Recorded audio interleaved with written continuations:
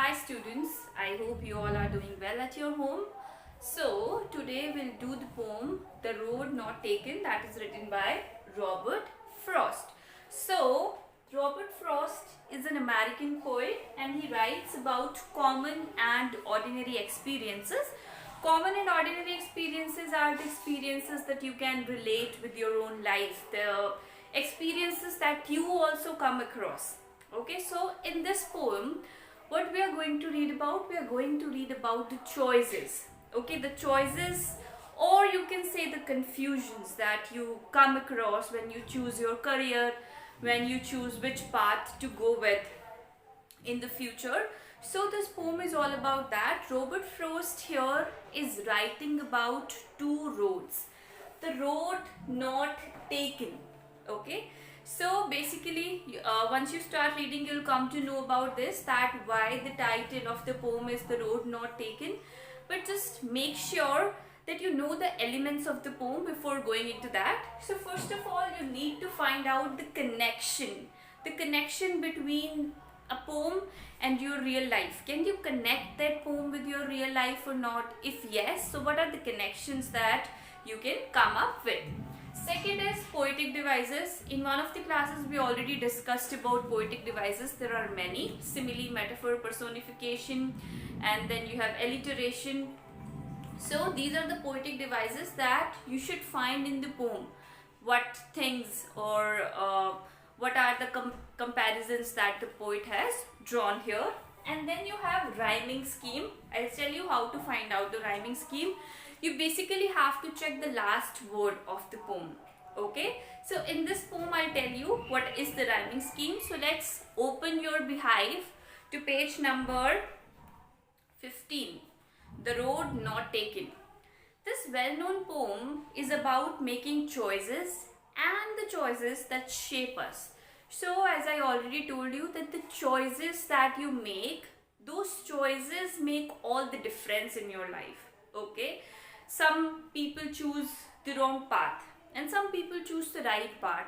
This is how they are different in their careers, in their you can say professions, or in any other field. This all is based on your choices. Whatever choices you make, and that is how you go ahead. Robert Frost is an American poet who writes simply but insightfully about common and ordinary experiences. So let's see what he has written in this poem. Two roads diverged in a yellow wood. So for example, you are standing here and two roads, one is going like this and other is going like this. This is diverging. So those two roads were diverging in a yellow wood. So the whole area is grassy, but poet is standing here and then he is confused that which road he should choose, this one or this one. So these two roads are diverging like this. And sorry, I could not travel both. So Robert Frost says that I cannot travel both the roads. That's quite obvious. Okay, you are a single person, so you cannot go on two paths at the same time. On different times, of course, you can, but at the same time, it is not possible for you to walk this road and to walk this road as well. So that's why he's saying, he's showing some sort of regret that sorry, but I cannot travel both the roads at the same time. And be one traveler, long I stood and looked down one as far as I could. So he is a traveler here. Okay, so you can come up with the point that he's walking. He's not using any sort of vehicle, so he's walking and he's a traveler here, and he's saying that I stood long. He is in a confusion that which road he should choose, which will be the perfect one, which will give him the fruitful experiences. So he is standing there for a long time, just understanding that which path he should choose. Okay, so as a traveler, he's standing and he is looking as long as he could. Jitna dur tak dekh sakte hain, he's trying to look that. Here you can compare to our future, that we also try to look into our future. Okay, till the time we can. जितना future के बारे में हम सोच सकते हैं, we always keep on thinking about our future, that okay, this will happen, that will happen, but according to our determination or willpower. We cannot, like, future is uncertain, so we cannot just picturize the future in front of our eyes. This is just imaginary. So here he is looking at the roads as far as he could. You can compare this with looking into our future as far as we can. To where it bent in the undergrowth. Now undergrowth is this bent or the place that is full of greenery. So at one point of time he stops seeing. He cannot see any further because that area is covered with trees and greenery and everything. Okay, so that happens with us as well. We see as long as we can, but at some point of time we have to stop ourselves because we cannot see any further. Okay, there is a limit to everything. So we also stop ourselves because we cannot see any, we start seeing, blurry. We start seeing blurry images. So this happens. So this started happening with the poet as well. So he was just noticing the road. He noticed as far as he could, but at one point of time he could not see any further because of the greenery that stopped the way. Then took the other, just as fair and having perhaps the better claim, because it was grassy and wanted wear. So he took the other road, which was less travelled by. That road was grassy and that road was less travelled by. Wanted wear is not much travelled. Okay, so he took the other road which he felt that, okay, both the roads are similar. If you look at both the roads, they both are similar, so it's as fair as this road, so I think I should go with this one, and I think this is a better thing that I'm choosing. Okay, though as for that the passing there had warned them really about the same, and both that morning equally lay in leaves no step had trodden black. So here the setting of the poem, or you can say the time of the poem, here we are mentioning morning. So maybe he's the first one to travel that road because he's saying the leaves were green. Nobody walked on the leaves. When you walk on the leaf, those leaves get scrambled. Okay, so this is morning, and he's saying that in leaves no step had trodden black. So nobody had stepped on those leaves. So he thought that I should not choose the road that everybody else is choosing. I should not be the part of that crowd. Okay, you generally sometimes think that all the people are taking that action, or all the people are doing that, so I should also do that. Okay, when you see the majority doing something, you feel that it is right, but that is not true. Okay, you should make up your mind according to yourself. You should think about yourself, not about what other people are doing, or not about what other people are going with. So you should not go with the crowd. Try to become a unique one. So this is what Robert Frost did. He chose the road which was less travelled by. He did not go with the crowd. He went alone. Okay. Oh, I kept the first one for another day, yet knowing how way leads on to way, I doubted if I should ever come back. So he said that in the initial lines, he said that I cannot travel both. So that's why he kept another road for some another day. Okay, I'll come back and I'll travel by this road some other day.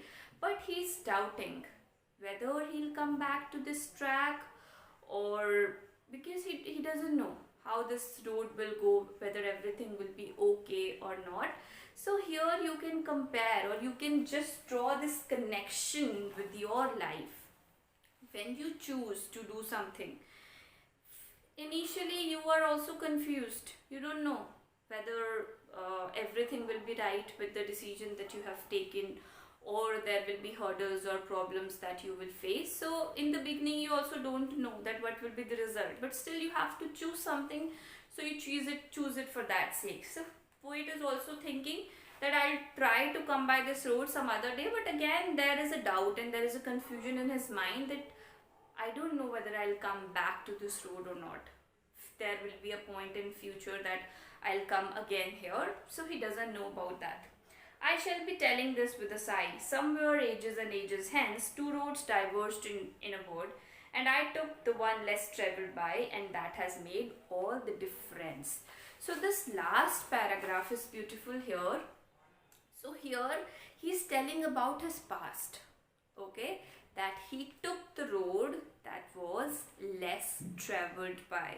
So he's telling this after ages or in the future.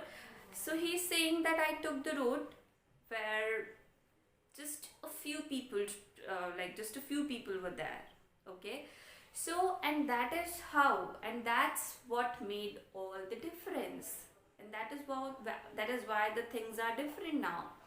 Okay, when you choose the road, when you go with the same road that others are going on, or when you choose something that other people are choosing, so you are sort of similar to them, you are no different.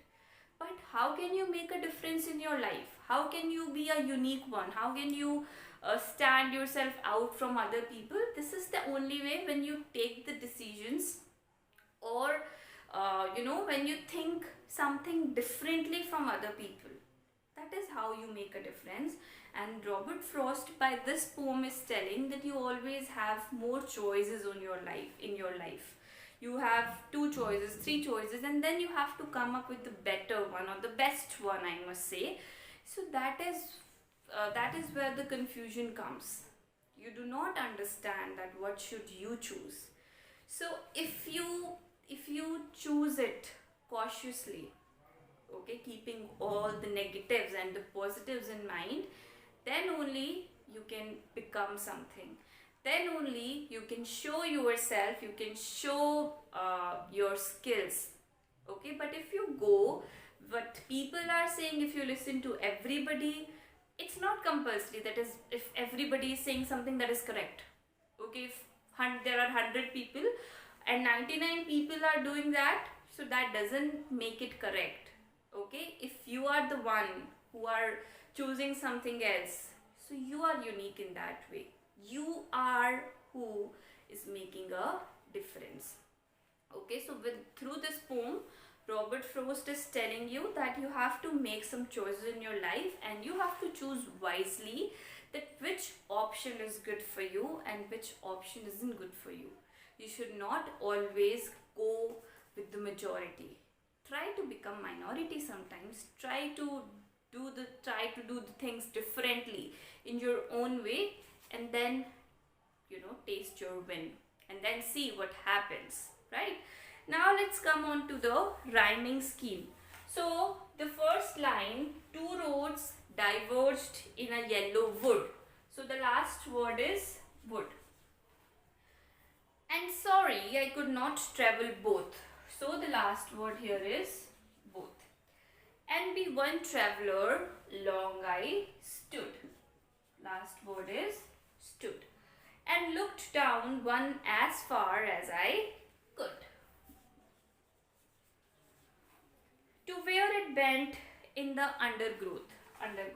So what I have done here is, I have written all the last words of the lines: would, both, stood, could, undergrowth. Let's start with A. Okay, so rhyming words: would, could, should. These all are rhyming, which give you the same sound at the end. So would, here both and would, they are not rhyming, so this will be a different thing. That means B. Okay, then stood, would and stood, they are rhyming. That means this is similar. Again A. Then could, it is again rhyming with this. A again. Undergrowth, both and undergrowth, they are the rhyming words. Again you have to write B here. So the rhyming scheme of the poem is A, B, A, B. Okay, this is the rhyming scheme. This is how you find out the rhyming scheme. You have to notice the last words and then you have to see that what these words are rhyming with, and then you have to write the rhyming scheme like this. Okay, and also try to find out the poetic devices, that if there is any poetic device that is being used in the poem, that is your homework. Try to find out the poetic device and try to write the summary of the poem. Okay, we'll discuss or we'll analyze the poem in your doubt session. Bye bye class, have a good day.